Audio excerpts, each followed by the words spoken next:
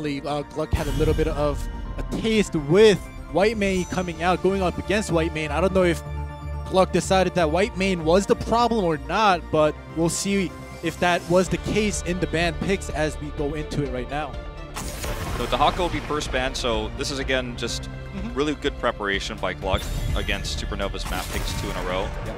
Genji remove, that's just, you know, put a sticker on your screen where that ban spot is, it's never going to change. So now the question is, does Whitemane take this ban, or will we yet again see Diablo? You know, that's the question that GLuck is asking themselves right now. The timer has been reduced to 4 bans since 3 bans are introduced, but they take Hanzo away. Hanzo very powerful for boss clear timing on this map. Like, he wipes it so fast. There's 2 bosses. He's such a huge factor. But now GLuck, with this hammer ban, they have the opportunity to, if they really feel it's strong enough, first pick the Whitemane, and they will do just that. All right, so they do take away the Whitemane this time. We'll see how Supernova reacts to this. And just keep in mind, Diablo is alive. It's not banned here. Will Supernova take that Diablo? Now, one of the things about Diablo is he does better on maps where the lanes are really close. So, say like in Infernal Shrines, Tomb of the Spider Queen, even Dragonshire in the 4-man rotation.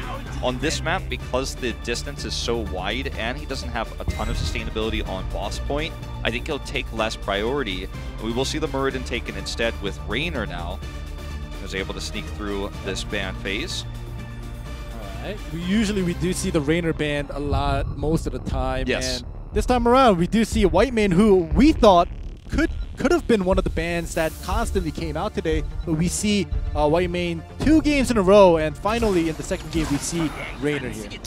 So last map, in the 3rd ban for Supernova, they removed the Garage. That's going to be moved up in priority here by GLuck instead this time, so that they can get it for sure. He's insanely sustainable on boss points. Junkrat can disrupt the boss point as well with his concussive mines, and I'm liking what GLuck is building here. Supernova's ban here is now a difficult one as well. Might just simply be the Thrall, because that's so powerful in this situation. But it's Maiev instead. With Junkrat's Riptire to pair there, it's a bit scary. It is. Maiev has been coming out consistently as well on the ban phase as well. Last ban on GLuck. See what this will be here. But wow, the picks that GLuck is going with actually is pretty scary right now. We'll see. Oh, Deckard is banned. Deckard gets banned here. He's the best support in the situation, especially with Malfurion's nerfs that have happened a lot recently. He's just not, he's not the one you want here. You can use him, and even Rhaegar is something that Supernova's probably thinking about right now. But I think Yrel being open here this is a great opportunity to grab her and kind of flex your second DPS for last. Maybe take Yrel with the support, and it will be the Malfurion. So they're kind of trying to decide which DPS fits the situation most after GLuck will finish off the draft. Yeah, Supernova definitely has that last pick waiting for them to see what GLuck picks for their last 2 picks here.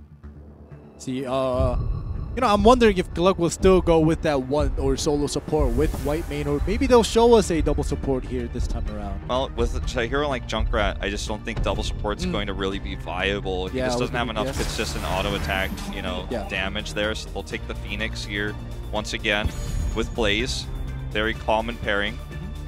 And now when you look at this final pick, I think even something like Acacia is very strong here against Phoenix. But it may just be the Thrall, because he's just he's so powerful at setting up CCs. If you catch the Whitemane, she can't heal. You get her out of position. You prevent her from using her heroic. There's a lot that he can do. But it's no chat Sliming, man. He wants it today. Yeah, Hanzo is banned. You know, they probably wanted to go with the Hanzo Leeming, but Hanzo is banned. They're going to just take the Raynor Leeming here. And, you know, this may just work out because, you know, they do have the Yrel. I love Yrel. So, you know, I always point out on the side of the team that has the Yrel pick on their side. Yrel and Malfurion, even though you do talk about the slight nerf here, but Yrel, Malfurion, Yrel, Whitemane. I think any support with Yrel on the team as the front line with Muradin or even a noob, it's just an unstoppable composition with just those 3. Even if you have a new player, okay, in the front, it's unstoppable. All right. If you have a noob rock or actually just any noob, yes, it is in fact. Any noob. Any noob will do, as long as you've got the right heroes. So, well, I agree. I think Urel is. Yeah. It's funny because when Urel was first released, before she was buffed significantly and changed, she was still seeing a lot of play, and then when she got buffed, it was like, uh-oh, this hero might actually have been over-buffed. And she's kind of got this permanent place now in the pro scene, and she's one of the more interesting solo laners we've had in terms of mechanics and how she works. So I really like seeing her and just casting her. I'm kind of biased in that way.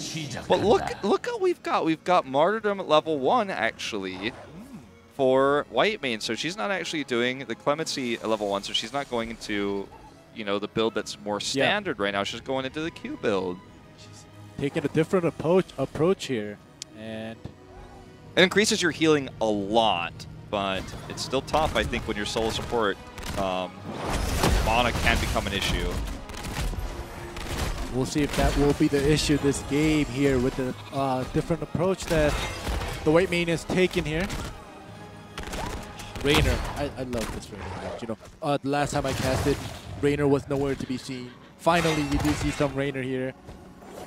I want to see how powerful he's been buffed to or remade. Yeah, the thing is, once Raynor became popular, there was a historic series last split where Miracle was able to defeat Genji because they prioritized Raynor a lot. Miracle gave him the Raynor pick, and they figured out how to counter it. Before that, everyone thought Raynor was the strongest hero ever of all time. Yeah. And then people eventually figured out, okay, if you draft him too early, people can blow him up and heavily commit to CC, for example. But on this map, you still have to consider the bosses, and that's what GLuck did with their composition. So Raynor gets away with being picked here, because I don't think that there's a great way for GLuck to just simply catch Raynor and kill him. I mean, Rockstar could try his best, but otherwise, this is really just going to be Raynor can get free damage done at a safe distance. And that's exactly what Bentham is going to be trying to do. He can also clear bosses quickly, not as quickly as Hanzo, but you know, Raynor's doing these camps right now because he's just got such heavy DPS. Like, watch this. Goodbye. The Wizard is going down so fast, and Alex is just over here to pocket him. That's too much damage. Forward hit there. It's insane. And he just, you know, cues them when they're lined up.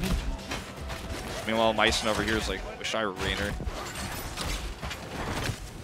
Here we go, but Raynor is definitely not the point of this game here. We do see the white main back-to-back, so we'll see how GLuck decides to approach with this white main pick here, because Supernova, they did a pretty good job with the first white main ever on HGC.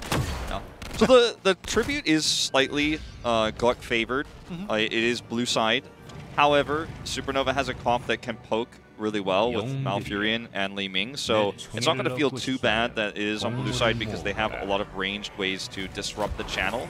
So I think it's going to be very telling how Supernova wants to approach this based on Urel in the top lane. Does she come down early and sit mid, or does she stay up there? Because if she stays up there, then it's going to be Supernova looking to poke this down. All right, they're going to try to push this out a little bit before they approach the tribute here. Oh, that's easy.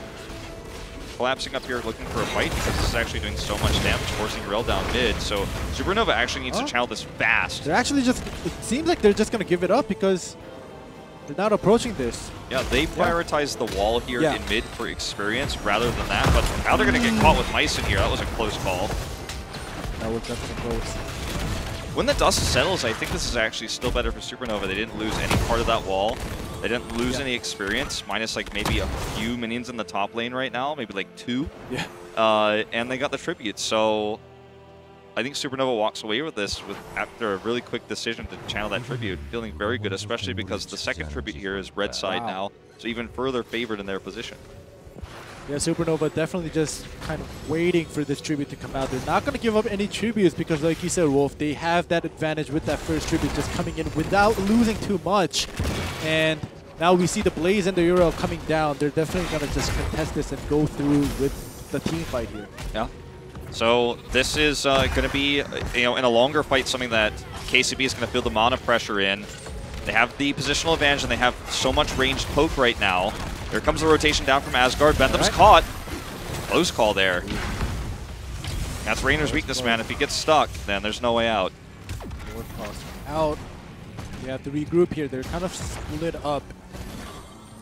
No Chat wanting to do that free damage on the side here. Going in. Oh, damage. Notice how little healing KCB is able to really put out burst-wise because he needs to manage his mana with the Desperation stacks coming through. Asgard's caught. And now look at KCB's mana getting lower and lower, and he just can't sustain everybody. The longer fight is actually going against him. Roxer's caught. Get picked off. That's resets. Look at KCB, dead, no mana. Yeah. And this is why I personally feel the Q build is just not going to be good in a situation like this, because he was keeping everybody healed slowly as best as he could, but with all the Leeming pokes, like eventually he has to burst somebody. Then he runs out of mana, so everyone gets worn down. Supernova wins the fights to get the resets there. And yeah, I mean, that's a big problem. Definitely, and we were talking about how if GLuck may go with that double support, but picking out that Junkrat, like you said, it's not going to allow them to do that, but that Q build on the white main, it could work out with the double support, but being a solo support here on this side in this game, it's not going to be good because you guys definitely did see that mana just swooping down and disappearing and unable to sustain any of his teammates, and 2 of them just getting picked off here. You just have to manage your Desperation so well with Q, and it's not easy. This is not going to be an impactful stun. It's just trying to prevent Haven from getting information about boss. He's trying to find out if GLuck's trying to do a sneaky little boss here before 10, but after the other members showed themselves, Supernova now feels comfortable that that's in fact not the case. 10's up for Supernova, so they could actually just make a boss play, ignore the tribute. That may be what they're looking to do. Nice toss by Roxer to save KCB. Body blocks. Oh, the Banshee over the wall. Wow. That's a dead Garrosh, I think, but he's got a lot of armor, so maybe not. Yeah, the armor and the Junkrat coming out from the bottom. Supernova still going for that tribute. You see Eero kind of hovering over that, but Phoenix is going to contest him with Blaze here. Yeah, Blaze is actually leaving him alone because he wants to get 10. Like, that's how desperate they are for 10. This may just simply be Curse. It is. No Chat's alone, but it doesn't matter. Oh, man. And they're still going to trade up here. The GLuck is falling apart, unfortunately, at the moment ending. It's just not... They're not able to make a decisive play here in a really tense moment for them, where they don't have 10. They have to be aware of the boss. They have to be aware of, the tribute rotation for Supernova. And in all these moments, the one thing they do commit to is trying to kill No Chat. Yeah. And they fail to get him, and they're going to try again. So they're going to try. Ooh, that wave of force actually saves him. It actually does, and No Chat does live. This is definitely not going well. If they did get that pick off onto No Chat, it could have kind of, slowed down the deficit and the gap between them, but not being able to pick him off, this, well, is definitely going down here at bottom. Yeah, you're certainly right. I mean, if they pick him off, there's so much less damage output, so the structures don't take as much damage during this period, but as he does survive, top fort goes down without anybody there. Bottom fort here is not going to last much longer. 10 seconds left on the Curse. They're going to look for a fight. They do have 10 now. Taunt just defensively. No Chat has no fear here because he knows he's about to get a reset on KCB. Because again, look, no mana. He's already used everything, so he just has to back off. Yeah, so, it's good enough for white main to kind of sustain 1 or 2 maybe, and then after that, if you burst out, then you're going to have no mana, as you guys just saw there. You could keep your teammate alive, but during a 5v5, a team fight, it's not going to happen when you split up that heals. It's not going to sustain everybody. It's not going to be able to keep everybody alive, and they're going to go for that boss here. Yeah, it's insane what white main can do with healing output. Like, it's crazy, but there's a big trade-off, right? I think she's a super well-designed hero personally, and I think she's probably one of the hardest supports we've had since like Piano Uther back in the day to really maximize what she's capable of. But at the same time, that's why the more W build exists, the Inquisitor build exists, so you can get that mana back. And it's tough to play, but it's more well-rounded. This is burst heal, but it's only temporary, and in this meta, Uther is not really a viable support in most cases unless you're running a Genji, right? Yeah. Because he has similar problems with mana and burst heals but no sustain heals. When you play the Q build, you play white main like Uther, and she has the same issues, and so unfortunately it's just not working out for GLuck at the moment. Alright, they're just gonna pressure top here. Did you get that CC? Wolf jumps out. Pretty safe. They're gonna open the door up here. The boss is still pretty healthy here. Yeah, boss is gonna take this keep out easily. And they're gonna actually look for more here. This time it looks like they're committing, which they did not do on Sky. Ooh, big salvo though. Armor here, helping keep everybody alive. Haven's so low. And he's still alive. That salvo looked very good, but the armor and the... It's not over yet though. Kirisaku dropping low, has already used his heroic. Overlord is the target. Okay, they are going to keep this alive. Really nice use of the Scarlet Aegis here by KCB in that fight, just preventing Supernova from getting those last blow-up kills, setting that into the salvo attack there. And, you know, during this time, GLuck gets a fort for free because they traded bosses. Yeah, but it's just a fort, and, you know, they lose their fort and keep at top. Yeah. And this, you know, this is the best they could have done, I guess. Exactly. Yeah. So it's bad, but it's like, it could be worse. Yeah, it could be worse. It could be worse. So they're also going to gain tribute advantage now. Yep. So, you know, the next step for them is to try to get Curse Point, try to take the second tribute before Supernova has 16. That would be ideal. Easier said than done, of course. It may not happen that way, but they are kind of pressuring this with the Night Camp at mid. You see Eero kind of coming together from bot. Because they have a structural deficit as well, they can catch up in experience very quickly by just grabbing these cannon towers if they can get the support. I mean, they won't, but if they could, you know, they're getting closer to that and getting that catch-up experience. So look at this. This is the window they were looking for pre-16 to try to take this tribute. That puts them in a position to threaten Curse, which can turn this whole game on its head. So Supernova needs to be decisive here. No Chat, very greedy right now. Trying to soak up, and they will get 16 here, but we'll see if Super... for him. Coming, he knows. Buried in the middle, provided that information. Keeps No Chat alive, and they do hit that 16. It almost feels like Supernova just outplayed GLuck macro-wise right there. They baited a rotation down with No Chat. He escapes. That gives them positional advantage on the tribute. And not only that, No Chat being down there to get that extra wave got them 16. So like they covered all their bases there. They caught up to 1-1. Was it incorrect to try to kill No Chat? Maybe in the grand scheme of things, it might have been better to group up around the tribute, try to maybe get a pick or force a fight while No Chat was away. But I respect the choice GLuck made. It just didn't work out for them in the end. Definitely didn't lose this camp as well. You know, Supernova is just taking so much advantageous moves here with the shot calling, taking everything, and now they're going to get the second tribute and probably not contested by GLuck here. Yeah, it doesn't look likely. I mean, they just can't. They don't have 16. They have to deal with these catapults over here. As you can see, Junkrat in the bot lane is just soaking up that extra experience. They're just trying to fight with, you know, both hands in front of them, you know, because right now they're fighting with one hand tied behind their back, so they're doing everything they can. They're fighting just for that chance to have an even fight. And I know it sounds tragic, but that's just the reality of this game right now. It is, and you know, it just seems like GLuck, they just want to hit that 16 before they get into a team fight, and that's definitely the right call to make. They'll hit 16 very soon, but they're going to have to do something before Supernova gets that 20. Yeah, bosses will be coming up in about a minute and a half, so, you know, there's a small window. It's actually even closer than I thought, 40 seconds here. There's a small window where they both have the same talent here. If they group around boss, they could look for a fight here, but they have to prevent this tribute first. And Blaze being in top isn't going to be helpful for them. With Overlord having to kind of run away here. They're getting pushed back here away from the tribute, which will give them the positional advantage for Supernova for this next tribute. And like you said, Wolf, this is not good if this tribute and Supernova gets this second curse here. Yeah, Blaze was staying top to get that 16 and just came down a little bit late. Look at Haben, he's just buying time here. So this fight is GLuck's last chance in this game, and it has to be now. It has to be a good fight. It has to be a big salvo. Or this game is over. Supernova goes to match point.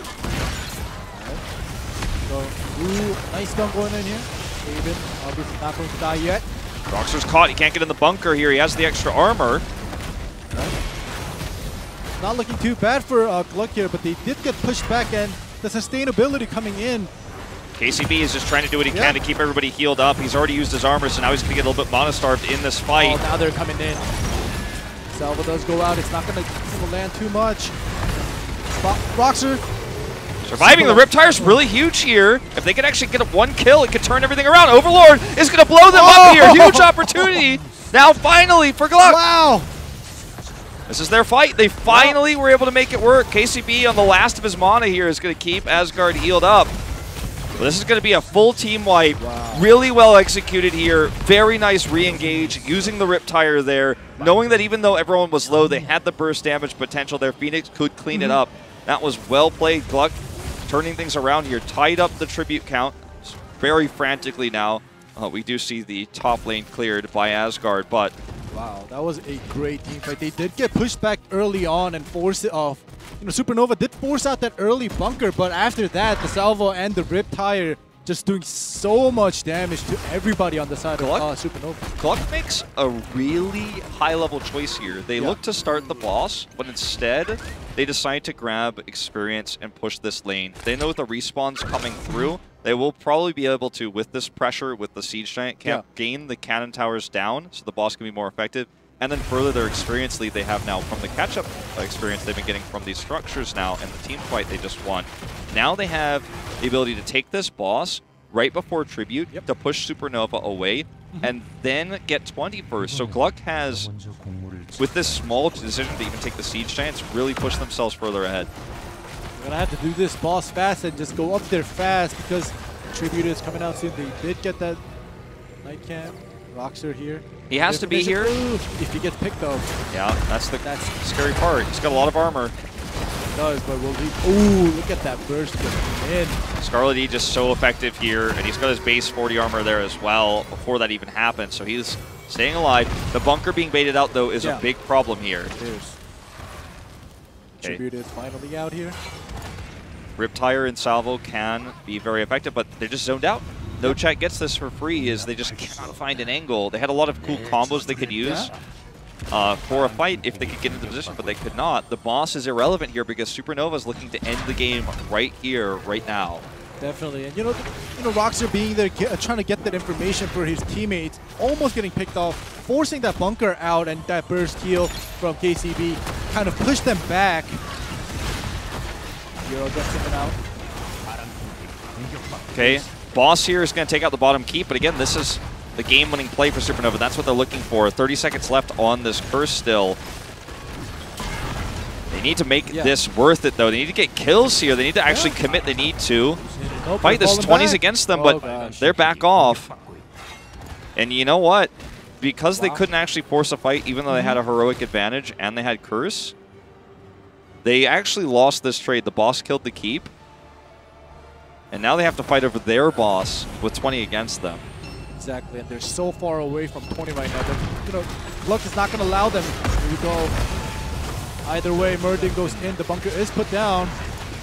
Massive armor up to 75 there after the Aegis comes out, but it's all expired now. Supernova need to turn this fight around now. The heroic advantage. Yep, they're going in though.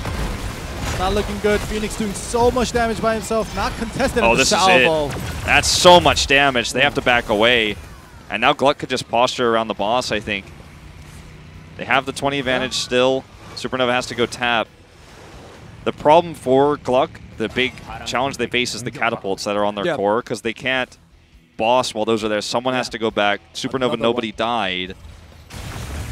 Second catapult is coming in. Junkrat is here. They're kind of split up. They want the boss's information as well as they have to defend the catapults at top. So this is, you know, but they're spread pretty thin. Yeah, it is. They are, but it's good that Supernova hasn't hit 20. Because if they did, they would have just gone up and contested the boss and maybe even take the boss while they were split up. But I think some of these, and I think both of these teams are kind of showing their age here. They're showing that they're in fact young teams. They're still rookie teams. There's been some lack of decisiveness on both sides. And you know, it doesn't make for perhaps the highest level play here in Korea, but what it does make is for a very exciting second game. Gonna take this nightcap right now. Just trying to take small advantages. Unfortunately, that's not going to push with catapults or anything like that, so it's not going to be too impactful. they have kind of, I almost just want to say, dilly-dallied around a little bit here and not press their advantage further. So Supernova has 20 now. And that's going to be very impactful for Tal Rosh and also the rewind. Doctor is actually put down here. It's not looking great. He's alone?